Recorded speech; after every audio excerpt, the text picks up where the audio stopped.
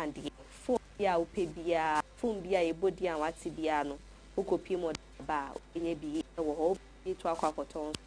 Oye ni hine bi, saa hye no ewo na Josu honom. Enti wodi ane se obefa oka na chese wetutu anamo a kopie mu okadeshi. Udu bia ya omo gina pa itakwa station e hye na dada ba wo ho. Na nature kwai no dodoom ne se ne openi bia no behwe ama bibia na koyi etini edi amaw. Empedi for me da masiye pa sebre ne abra no mo so yasne. Emi ede nsema hodo no esom ya hwefo ene etie fo na nwume no edoso. Na de edi mo akotene bi ene ebebura ye fi mentamo me no ka se na edue de bi akonya na to ho hwe nim se be san so ato aba ni bi se be ya ombenye obi obetimi agina no manyamfo Muntala Muhammad na dan mu na edwuma pa wo ye no nipa no etimi ato aso sa pepepe e wo sa kwan no so nhwemu wo hɔ na nwume wo betie wo kase ne so ebebo ransam foforo mu na ye glyco wo mo so akoya adoye fefefe anya asem kito akwa ni nyina ya de hye nwotwe a agas bosum ne da na etoso nsia wiem hye te be hwe omu nyina afa muti na nan mo nsie do no sa do yo ma ya mabusu a mo kyese beboa o ma mo abrabo mo bo no etimi akoye ede amomo ye bebo eredwedie ensam o na ye wa ye mpanyifo so aba be kasa mo kyese eye wono ma mo boa ma ahunidie hu nsam timi fa ne ntima pa efra ma bibia ekonanimu no eni o marketia no mo ba be pejemu ohama bupen ahasa ni na ne betimi aboa mo medwuma mo ye no mo so etimi anya ahoden ama bibia no akoye ede amomo ye be concept fufrom enu ye nigidie na eye bullets ono saba be kasa nese no cardiac fa eye yoko ne shatawale nsensem a egusu a etwegu no chese o man Ghana ha seni aye system no wan hwe pa na be celebrate na be bonyu o man Ghana he be wiase no hia bubro pa e na adokro nhwemu na nyume so ete semfofo binum kawe hu don hwe akontemu ka me ho na me fa mu nhwemu no enso mo ya osia Oduahoma Sresrebidi efi yenda ye homba ne asesisi a fama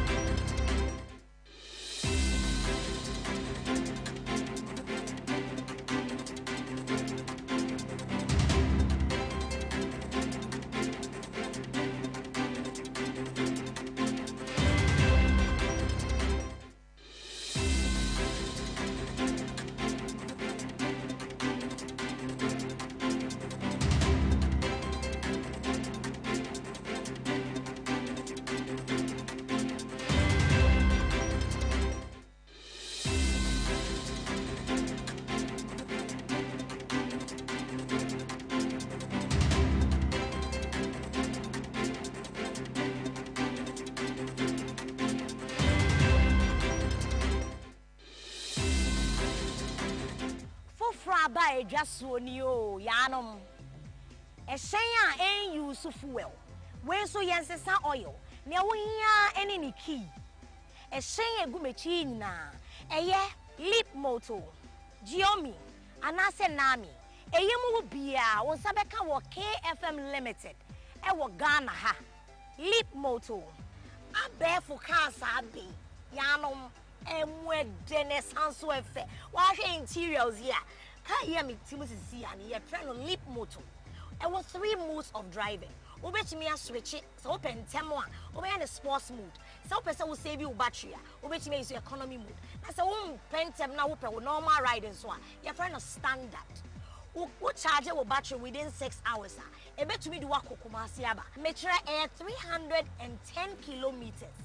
Into Winnie how. Obey to me so the 3 hours fast charger. I charge and I'm you fool. Bonama no akọ Kumasiaba say no me en try the aka no Giomi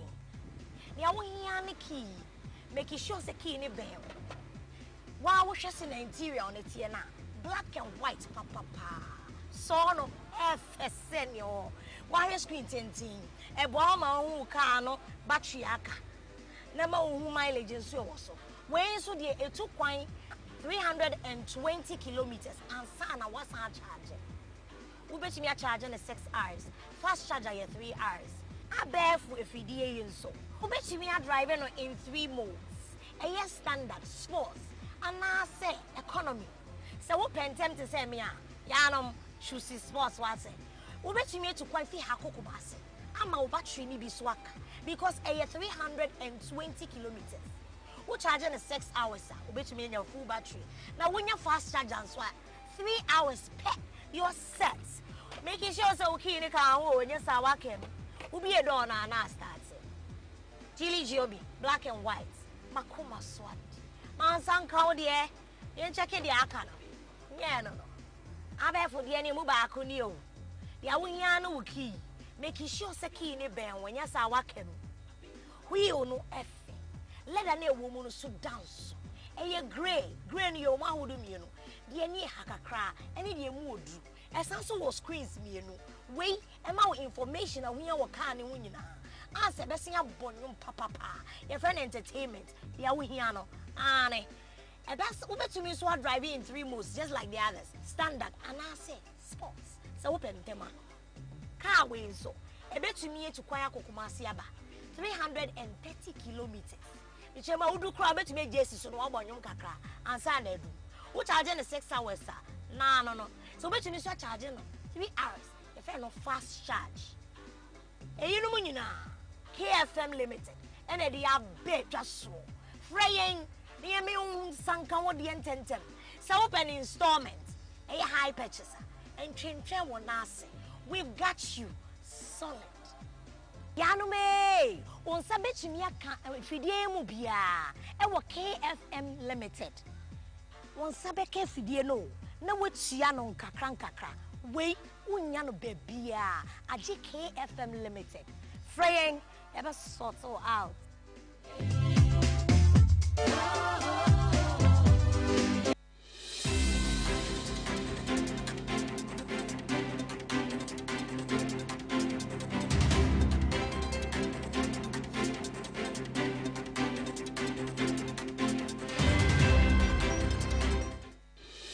Ebusia san sonda seno breno wadaji audia femi KFM TV ene nyumreni enshen sem na say entimi enfa ma odiane eko eye youth employment agency wonom akachi na chesa so eye hwe eye mebunu ni ye die ni omonkan kro no se bibia betimi akoye no wo makache ena migina sisia no monyafo pariado ena yo panyi a wono eda no ne neduame no kasejumedie kase akoso a eno enya asem keto akra ne koso e won kraimantem heya Azuma Nelson Youth and Sports Complex and wo kaneshi na chese ye matriculation na afin so induction service awodwa wo eba beye no mo kambo mu majumedie no etimi ewie mu de ho eno rage na paso ni simpie so den sembebre na tudwa wo chem se senia ban da na koma pono so se obeboa ama mebunu ni bebre nya adwuma de omonsa aye no won hwe omosa kwasan so bi wo ho akoba se adwuma no de ama na wi a na aka de yesika obetimi enya no beboa na ma na kwanto ni afene dada adwuma na na monto no etimi ewie mu de no na oche se sisi ade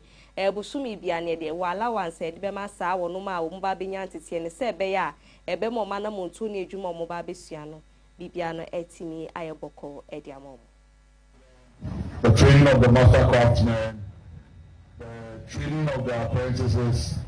the apprentice fees that are supposed to even be paid to the master craftsmen is going to be bought solely by government. Also, for the first time in the history of this country, government has decided that to curb the nuances of I don't have money to go to work, I don't have money to buy food, so I have to go and look for daily bread elsewhere. Because we want our apprentices to focus, government has also decided that we will also provide them or pay them some support or allowances at the end of every month to be able to keep them in training. We can no longer ignore the realities facing our nation's youth. Statistics show that nearly 1.2 million young Ghanaians between the ages of 15 and 35 remain unemployed or underemployed, with thousands more entering the labor market each year. The youth unemployment rate for those aged between 15 to 24 currently stands at an approximately 5.4%. However, when we include underemployment and those in insecure, informal work, recent estimate places youth unemployment and underemployment as high as 38.8%, with nearly 70% of employed youth engaged in the informal sector. These figures are not just numbers. Ebusiansi ebra ye onmunya for pariado kasawie ye pe na panyi kwanhwe for dajumede ano onmunya for Osman Ayariga ono so gina paso de nsembebe na etu bedroom na ne nyina ne se wono ma omo hwe ni mo so mbenya eye djumede ho emfa so na nye sese bio mpanyifo etua ka na gu ha keke na emom no wo mo de omani su ebedi eche se be ya timu po ene afin botaye panti omo bie sa djumede no emfa so no metimi enyemu eche fanche mu opanyi Osman Ayariga ono so de mayen ye nto aso fama. The role of the NYA in this program is to ensure that beneficiaries are not only trained but also mentored, guided, and integrated into broader youth development strategies. In line with the National Youth Policy 2022 to 2033 and its implementation plan, the authority is committed to mobilizing and sensitizing the youth in all districts to take advantage of the apprenticeship opportunities. Coordinating with community leaders and training authorities to ensure inclusivity,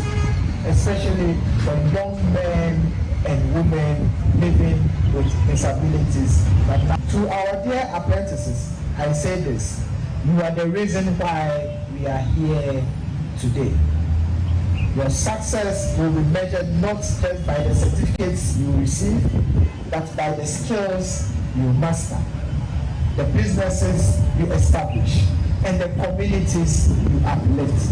Let your conduct during this training reflect the seriousness of the opportunity you have been given. You are amongst the many thousands that have been selected to start.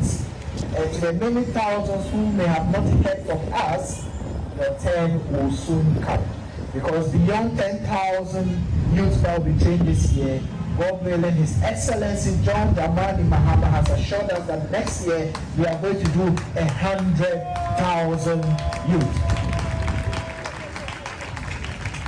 His Excellency John Dramani Mahama has exhibited that governance is not all about long speeches, big words, and slants. That is about walking the talk, it's about action, and it's about making sure you do what is expected of you.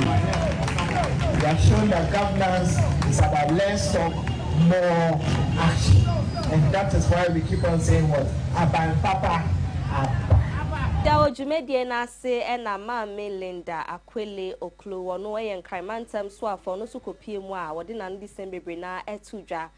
na ne nsem no na wo kire mu se ne betimi abo ama maburu no mabra abo mo bo na koyie edi ama mo titiru ni wono mu a wo mako suku kakra so tifie nya bibia enya eno ye unemployment no abakosemu no eno ne die mpanyifo ne Ghana ban eya eya na montu kese pa ne nyina na ya ahoboabo mo hwe animu se saa de hye nyina no efa so ma pa betimi abaso ewo dwumedie no bra omo so di omo nsa ekwa akoye bibi nchemu ne nto aso no eni. It's me a great joy to welcome you all to this important occasion, which is the matriculation ceremony for beneficiaries of the National Apprenticeship Program. To begin with, I wish to extend my heartfelt appreciation to the organizers of this program for the kind invitation and honor of sharing a few words with you. I would like to use this opportunity to commend the National Youth Authority, the National Apprenticeship Team, and all valued stakeholders for the collaboration and commitment that have made today's ceremony possible. Ladies and gentlemen, today marks yet another significant milestone in our collective effort to equip young Ghanaians with the skills and confidence and tools needed to shape their future. As you may be aware, the government of Ghana, through the National Youth Authority, has made this skills development,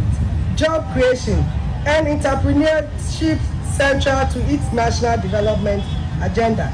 Distinguished guests, the National Apprenticeship Program we are witnessing here today strongly emphasizes government's commitment to creating sustainable employment through the development of human capital. It aligns with His Excellency, the President of Ghana's resetting agenda, which focuses on creating more jobs, supporting young people, and building stronger economy. Ewuse guswejina sa ensemo na yon monyamfo pariado kopie mo mpanyifo animu ani nyina no na hyese ano tutuo mu a eno de tudwa wo chem se o matena ya hodo no kebe ya wo mo hwe animu se mpanyifo betimi ebie mu na hyese ba na omuda da adwuma mo ya wo mo soso eho entimi enkokyerem ene omunya ba bia eho so na afie ho trebai wa emo mo a ebeboa mo nkita hodie na afie so mana mo ntu ahodo mo edi ewe ye sa asye ye ho no bibia no etimi akoni. Before I leave, I want it to be on record that the CEO and myself have engaged with the Chief of Staff's office in respect to permanent accommodation for the YE, and we are working on that. And so I believe in due time we will report to this guest house what plans have been made and what facilities have been allocated to us so that the YE can move into a more permanent premises, and then we'll do away with the rent issues.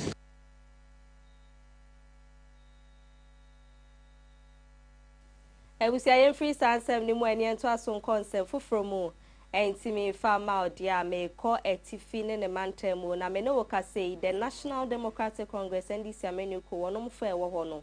wo mabia akwanya no ide ato ho ni nyina ne say ye August bosume ne da na eto so nsi munya for Muntala Muhammad na chese wono ena na ye mrahebedwani ma de shomo Tamale Central sanso na no ye soafo a wo hwe environment shrine ne ba mo wodi na pakra be fa no ka de hyen wo twe ne wo monka tasefo ho biom no ehu be hie ye say dwuma pa opanyin no hyase no ombenye obi amana ba be si ne nan na num na mpanyifo chese sisi a no mabia akwanya na to ho ene ye onum omo wo pepa ne akwanya no na omunya omo so betimi aba be gire mu no omo wa kosie ya August musume ne de to so edunu n9 24th August say o metimi edi o applications ahodo no abase be ya mpanyifo betimi ato wonom so aba no mo kyerese sisi a ne nkofo be semiensa na yi wo muti a edin e bai no eye enkane amrado ede matamale eye lawyer Abdulrahman ena afin so eye lawyer Halid Abdul Rauf ena de twa to ne kraye Seidu Muhammad saade hyemiensen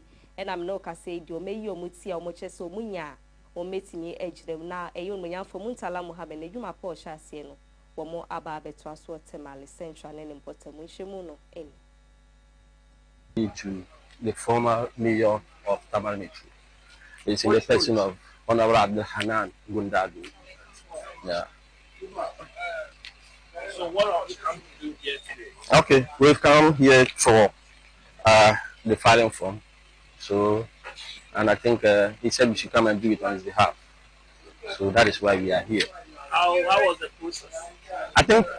it is smooth, I can say, for now. But you can recall I read some concerns in there,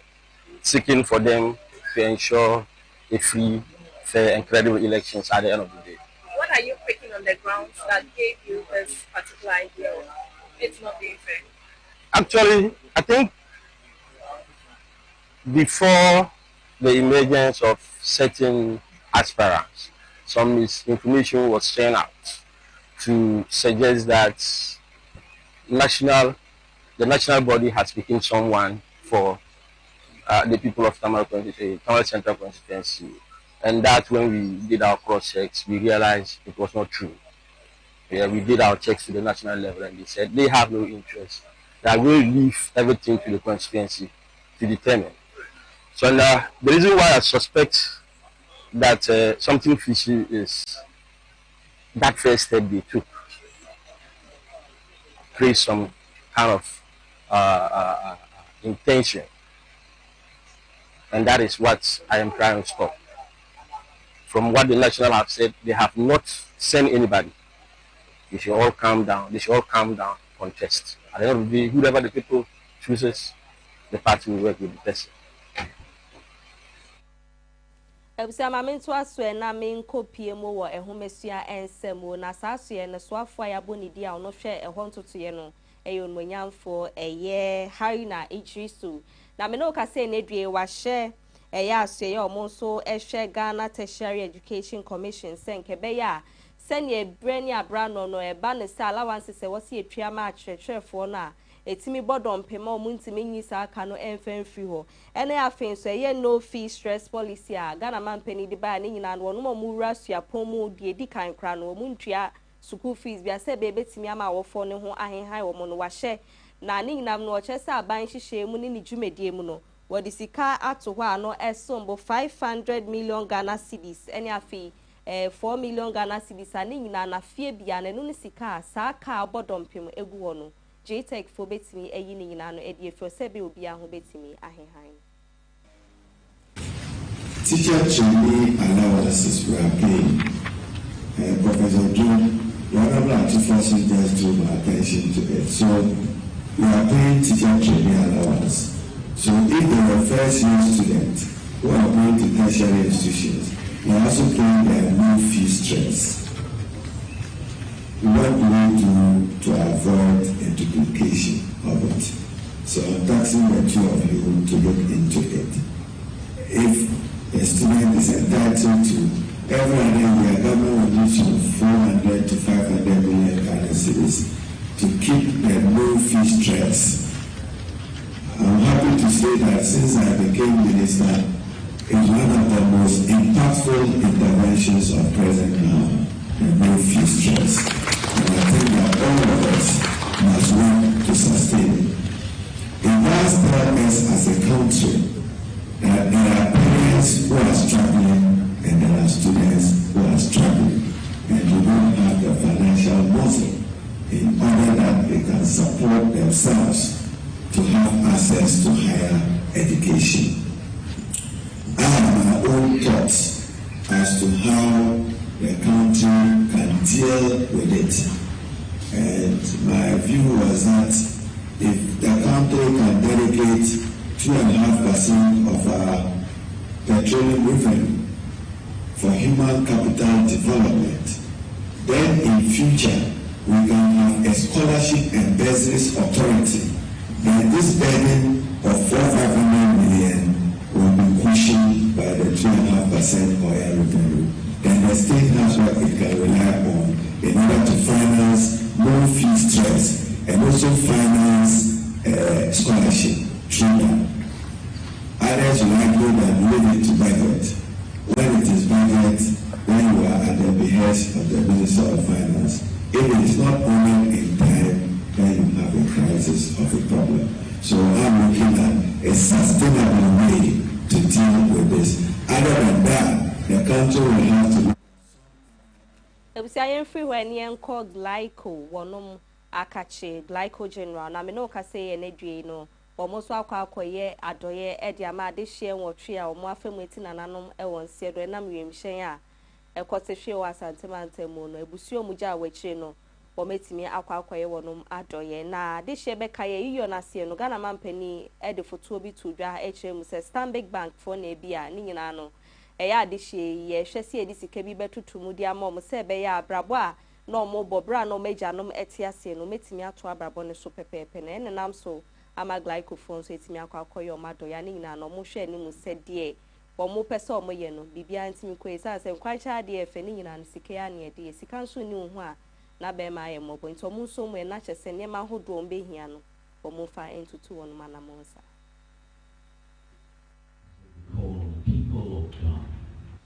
to see insurance not as an expense, but as an investment. Investment in peace of mind, in family security, in national stability. The gallant eight remind us that the risk is never far away, but also remind us foresight is the best gift we can give to those who depend on us. So for today's presentation, I'm honored to be here before you. Two ministers among the gallant eight have been given personal accident cover at Life and to also show support to the others because we believe in the account one saying, which translates that when one father dies, another father dies. presenting a total package of 2 million Ghana cedis. 2 million Ghana cedis.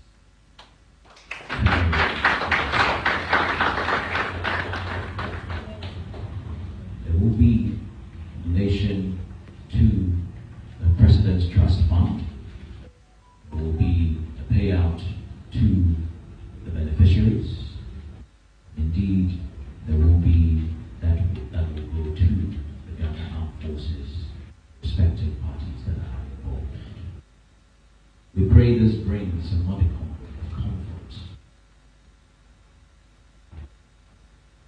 Modicum of comfort. I was saying everywhere now, young consent for Fromo and Timmy Farmer, dear. Adishebeka Bedeja say immigration officer back on one kasa ne yonko wetimi eku ne yaya ni nyina ne say wo montemu no na wode ne kabia na wo se wotria edifrema immigration officer e beyira aye yehu no na chese ya hye da baabia ehun sem no akwakoye bibia ewo ho me Steven amwa na asem e na meken ne nam so ma posifo ekoche bright awe sanse nkitamudie mu no wone no ena na ekọ nakra na sabre so opie ye no no koshia na fri ho no manhu ni bi ma besi bra wo mu hu no no na weti na nanom ewon siedo na asem ni de gusu awa posifo akache omugusu a ekọ eye court na ebreka kan no mukopie mu Kaneshi district court a ni nyina no wo mo hwe so menya asem ne ho no kra bia ewo mu no menya ne mu opumesi bre na due wo mo san so ekotena ase a ni nyina no sene asem ne koba esi ye enam so ama ye bright awaji Solomon crowd ye free ni semu no mpanifo gusua etoto na bra okopie mu die na chese nya asem keto akra ye busua adofo na ejamfo de ma Solomon de na chese enya asem keto akra mu nyina pese omo ye bright bibisa so omo de omo susu se nipa na dibone dia wo tena ho aye de wontimi ntwe ma court kra emfa ye ensem no mu epomesi brembra na mu omo apa nkometimi nya ya omo de mra ne betimi ahye wonom sa na brom kopie wo ho ne die yenyi hon fonyi ne kakra fanto aso efa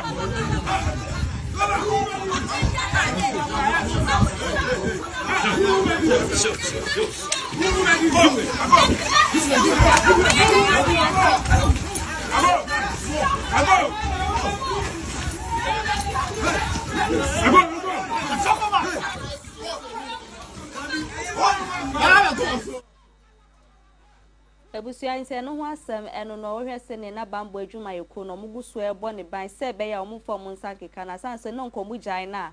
wono ba mo hwe se pepepe yo betimi akoso sansem ni mu de nkomu de omo nsa bekeka ne ye pa na sansem ni mu a ena eye Solomon na wono enya ne be bi ko immigration officer ne wo fa gina mu kasa ya wo hwe se ono de wo hwe ni mu pa se mra no ebetimi aye adwuma na atentre ne mapa akoso ewo saa ensem no emusan se de fa so ba ya ne wo fa si eti nananom ewon siedo no ya pa emu ewrem na neni due se kobasa posifa na se court dem kra okoka bibi mi eja ne kra de nya de obefa na ototrotro asotwe ese fata no ye den ne nsabeka somokwa se koyo Fosuah kum ye de hye no me wo fa se pa no koyo Fosuah we kum wati we kum nipa asa twitwa ne se ma yanka fu twitwa nam na ifiri mase esonia enkra kwa so nye onnam so ye se dia koniaba entimi de ne ti sono kwa abai jano kula so ne ti sono saneti so bi konfo na no de nsa kan saneti enti ene mogya no e dia si tenten wa si aye hu akire no so bitimi ko obi no afa ne nyadi obi ko obi che enso ye hu bibia ba o so we bibia ko dai be ko ya na sibia so no ye de bi gu fem ti so no wa he ya nyema be to no ne na busia no enya sem keto akakra be tim bi aka ho no fafo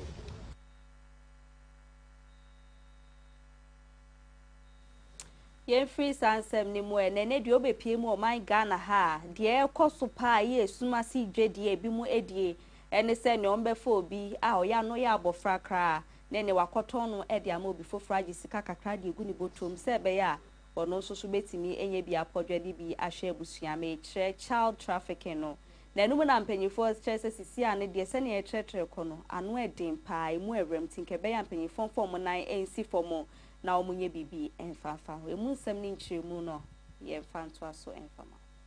action for the future. The threats against the vulnerable remain rare. Human trafficking, abuse, exploitation, and corruption. Let us recommit ourselves today to serve with integrity, to protect without fear or favor, and to be relentless in defending the dignity of every person, because justice is not a privilege, it is the right of all. A representative.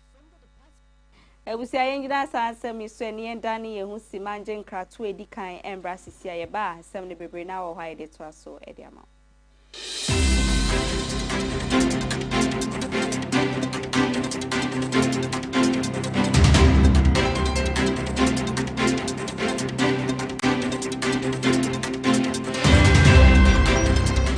Yo, I'm for ene ye mama kwaba e de ba eye KFM musical shop a ye to so mienu no wo free eye kumase ma kom dadam ho no e sane e de ba adum no sa bre no udu eye Sambra Junction Sambra Hotel kwanta no so pe na shop no ene Sambra Hotel ene di nhwa animu wudi free Sambra Hotel a wo sane e de ko nanka na ene Hagan ho no ane oho ana KFM musical shop ye to so mienu ya bie ne foforo na de e kan ne se emfidie papa etimiche de wode ya sori de wode goro agoro ahodo tuma de bia wode obehia eye mfidie mechira musical instrument bia no eye KFM ento wose Ghana muntie Asantema muntie eye KFM musical shop ana sabre ya bie ne foforo mu no chan ewo Prempeh the 2nd Street Ufri old man come down na wo sane ede ko adum no ane udu Sambra Hotel kwantane so na wa dane onsani fa so oho ana KFM musical shop yi ewo ye ne Sambra Hotel ana ehwe animo ye twa ho abrebia gina mese se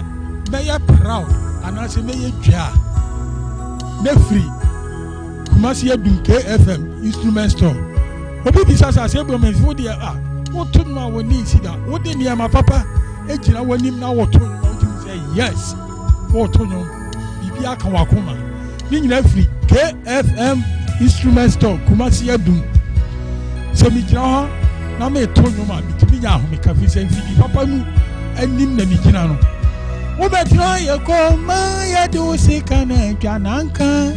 kanau ensemfu ayi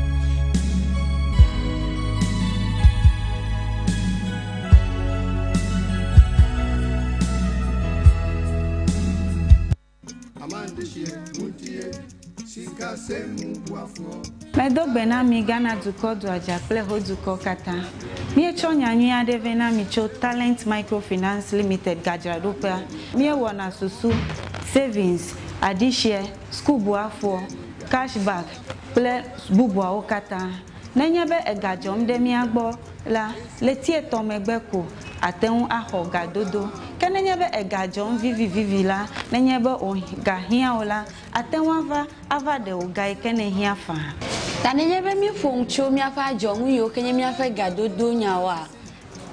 Business loan elemiashi, church finance elemiashi, salary loan elemiashi, eye bubo li kenye personal loan. Eye nenyebe mi foncho business loan a enye gadodo ikemie nana asichalao nenyebe washiba keke alum eleswe we have talent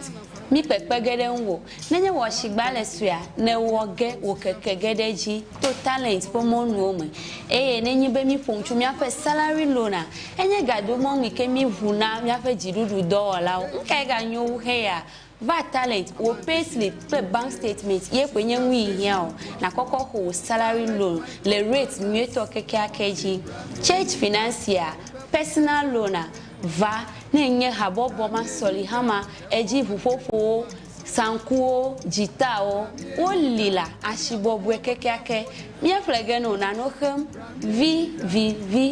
choji nto jinwade vare kwereka mo npopo kai ganyu he ya talent kuna kpohe ya ole chagbagba na do tare talent bena wo gado mo wa anobo buenami akpenami etibe ya nyafi ke talent la talent microfinance jengo amegan shipe ape letina tejipo hotame miape kapomo enya 050-129-1298 alo 050-128-9119 talent woga kwamanu banto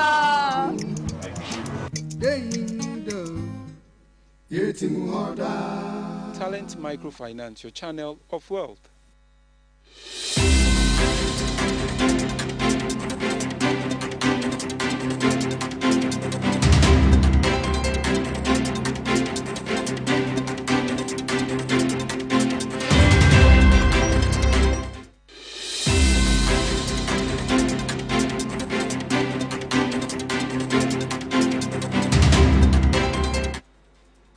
Usama mensanda wase na memo wakwa babi mfambra KFM TV eso na mentwe yumeno siakase ne so emfama odia yeso afo abedi echo hwe yesikasem ene ho ntotoye ewo manga na house ikopiem wasuo jamane ne mpotem oye mrahye bedwani ma de hye wono mo ho eyo nonyamfo soma asampem yakon ne ho asem ena meke na okopiem wo biaye a wo na ase ne ehumesua ho semtinda na koma pono so na wo hwe animu so bia betimi enye mu chefa sanse eye owufo bia ni suade huru se abofro de na ba ya atasefo asase so no obetimi enya ehumesua ho nimde sebe ono so betimi abaye opanyipa ewo man Ghana eno afa to na koma pono so ani nyina no wodi eye educam 2025 no aba ni nyina ne sa akade ne niema hodo ebeboa ama esua ehun sem ne afenso adesua betimi afa ne ntema pefra no wode so ya de share 400 anu ani nyina no wo chese da na kuma so da na bempa ye beboa ama afa so de mapa ebitimi abasa de share so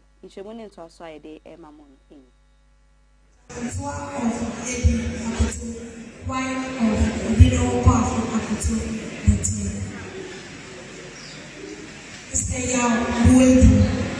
Mr. George Pujo, Madam Victoria Masafia Bedi, Sir Andrews L. Donko, Sir Kenneth Pala Lobe, Madam Loretta Odame, Madam J.D. Daniel, and Madam Eunice Lego. Thank you.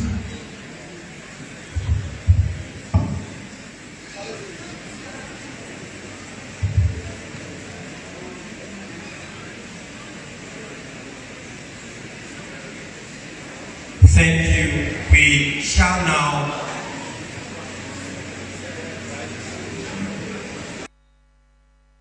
everywhere na yenda ni share ye apomuden ensemo na ebrani abra no sene ya wono mo share sa so ye ho no eba na omo humesua mu omusua ko mani medru bebi a ye won so hwe omo tworo se ebe ya ebe kire sa so wo se fata adusua ne nimdi a waba benya ne betimi aboa na odi aboa fofra na eye midri free licensing examination no enu asem ena make na nampanyifo ohwe animu se September bosome ne de toso 9 no wo metimi ayesa adwumedie ne hihye amasa ansohwe no matworo etimi edi efru ama bibia no etimi akona animu na me no ka say die mpanyifo ayensakaye kakra mo chese de bi entimi emba so na ne gina no nyamfo kwabena minta kando no yeso afo a ohwe ya pomode ho nsem kanye woni nursing and midwifery council and afin so conference of heads of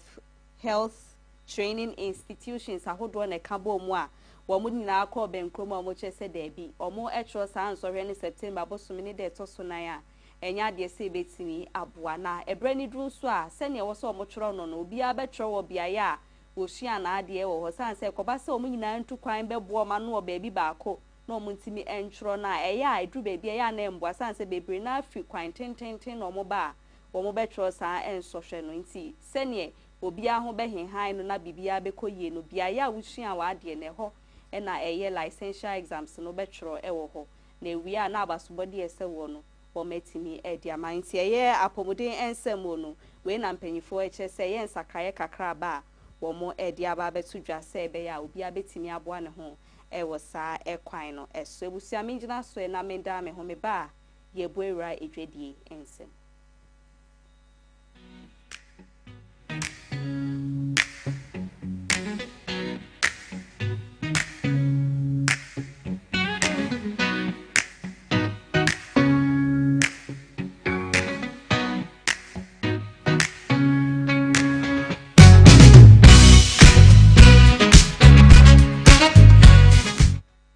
Ebusienda sensamu akwa babiem ne ento aso wedwedie mu enfama odia yenkoye Youth Employment Agency no mo akachi ebiem no munyafo Malik Basintali wono na yepanyi kwanhwefo a woda ano na bra His Excellency John Dramani Mahama Boni din se onkofa saa dibre no endi so ma eye saa so ye ho ntimi fa ntima pa enfemfra no ene ebede adwakra se Zoom Lion wo mo contractor one wo mo ewo no ade se o ma twitwa ne nyina mu san se o mo hwe senia ye maamenom ne ye papa binum ye adwuma wo ho no mbewi o musika kuma bi be se 258 Ghana cedis bo shome ba ko woje edi bia akohwe abusua de bi atoto nanamo a na eche se enya de se bibia no betimi akoyi enhye nkura nenumu ena Malik Basintali eche se waba be so sa de bremu die saa so ye hwe ma ahunidie hu nsem koyi ne ye kwani akwantempo so mo prapra so me hote ema yade ahodo no entretre wo man Ghana ha no wo musika o mo eje no oba be pejemu oha mo ebupen ahasa 300% ani nyina no ebeboa masika no etimi emu ayedru na dwumedi ahodo a ene hyehye ahodo mo pese o mo de ye no o metimi aye ne saa pepepe oha bia embechi enfa wa ma wonum sanse wo hwe saa sika enka ne no mo je a o se asefim pa wono so aba be panyi a woda no de wontena fie masedua amfo de bi onye sada inti saa ehamu inchemu ahasa na oba be pejemu a ye ntumu a o marketu abosumi ombeji bia no 258 ndi o se de bi ye mfa mpia ka de bi eno de mboa iti o de no ato nchen a wo mo omoboa na oba be peja saa omo aketua no mu etimi edi amomo ye nto aso wedwedi nsem ni mu emfa maudia ye Ghana National Association of Farmers and Fishermen na chese ye enkabomuko ba kwa omudwumedie eye nsumunam na afa nsukua ye ho nsem oman Ghana ha no wo munyina aka aboma chese omuso de adesede kese pa abomontena asan so ye nsem ahodo omo chese nkebe ya omu hia echel padindindin e de free ye Dr. Tenkran Chum David awono ye General Secretary e de Ghana Registered Nurses and Midwives Association no ni nyina ye nsem bia omu susu se omu kan ye e de fa wono ho ana ensem fata e na afin so ye aso ye hwe ya pomude e ho ensem so omu chese ombetena ye fidie so kan nsem bia na ensem fata e de fa sa aso ye omu ye kuaye ne afin so ye nsuomu nam ne ho nkro no bante ne du omo che no wo mo ka se ye be yan campaign fon fa nkrata mra bontin sisi a na e chel pe sefata wo mo no wo mo entimi fa mbra mo sanse sebio wo mo nya mofra sa ne atena ho de omenim aye foma kansem bia e hu hia ensem egu omo hu fi ensem ensem fata ensem mo medwuma ye omo ye kra na entimi nko na nimo na efa ne ntuma penfa de bi omo se omo so musa enye ye ntene dua ye no mo ka se die wo mo hwe ni musa so ye hwe apomode hu nsem so na onmunya fo kwabna minta akando da no no wonka ho na omomfa chawpe mu edru pa emfa nkrata mu mra monten na omuntimi som sebe omudwuma ede ahye omusa o man Ghana ha no ometimi afa edi so ato aso sa pepepe nto mama mbenyi fo emreka kra bi so omode hwe omanimu sebe omenya moaye papa bi ede afi wonum ho yengira so ne enda ye ho me ba mi wie nsem ni nyina e wa ho sepemu ede ama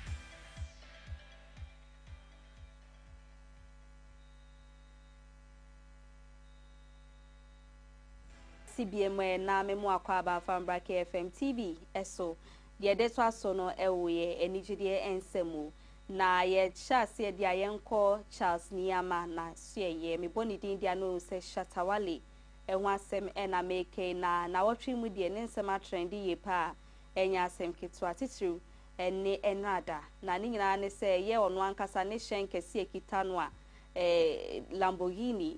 akoko strade ibi tese ka ne mu edru pesu yi na America keni yokofo efre ne senka wombra no montoto na no ewe hyen a wokita no sanse omsusu se hyen bebi efri bai ne bia yo to free ye no asem kakra ewo ho na enumu no na chese de oton hyen ne ma Shatawale no kra no ade se wo US mine mu a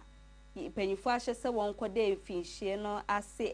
mfie no enso sanse ono so omususu se ono so kweti kwan bi ofa so nyaaye na afen so no criminal charges ahodo bebre na ne kwadu ayede abona wono so wo 7 term no ewo obi man so US na eno ada yokofo aka chene de wo mochi shata no mguso etoto na no efa ye hye no ehun sene ofa so nya no no de o se obi na eton no akwakoto no enya amane na yokofo hye se wo mo achi ni de senko betimi akotene fie na ne dada adwuma watwa so de ebehia bill na numu na yokofo chese omo ma no 10 million Ghana cedi bill ene omo ne mpanyifo kan ya chese da ebisika na mu edru dodo ntinkebe yo monye bibi enfanfa ho ti ewie ye no krase no Sami Flex be kasayo ka management team a Shatawale edom no enumu no betu ja chese omo ne mpanyifo kasayo no matisika ne so e di aba 5 million Ghana cedi se no ne sika omo twa ya me no kase no ada ye man bill eni adofo ne ejanfo ne omo do Shatawale kopie mu wo yokombo ntini mu ani nyina no free Shatawale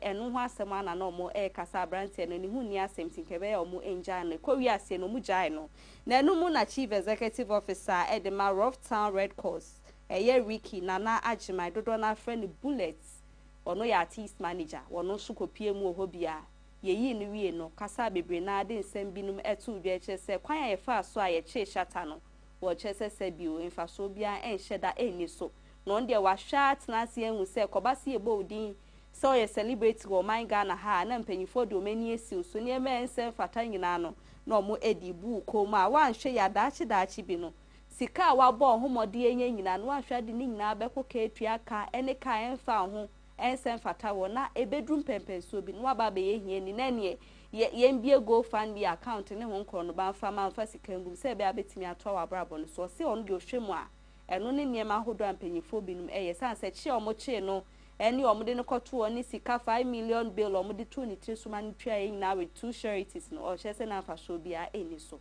intibula su kopie mu ne nsem ono so di to dwa de fa Shatawale ensem no ho eno no yenjina so na enwume no si akase eboabo no besomo no yemfa ni nyina no emberi yenda KFM Musical Center say Talent Microfinance na afi dadaba take up sanse de bia wo mo na eboye chudom ye de ye kase ahodo ni nyina no etimi ebesomo kenkanfo na enwume Afia Fosuah Oduahoma Sresrebidi from Afia madasi ama omo enehwe niti makra